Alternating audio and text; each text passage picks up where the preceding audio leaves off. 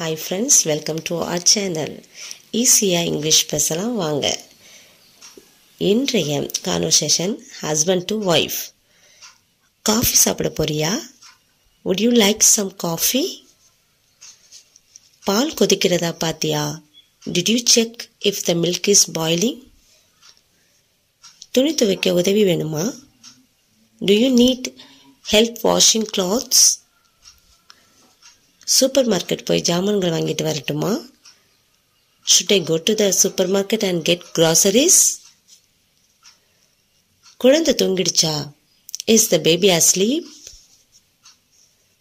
விளக்கை அணைக்க முடியுமா? Can you turn off the light? கொஞ்சம் ஓய்வெடு. Take a little rest.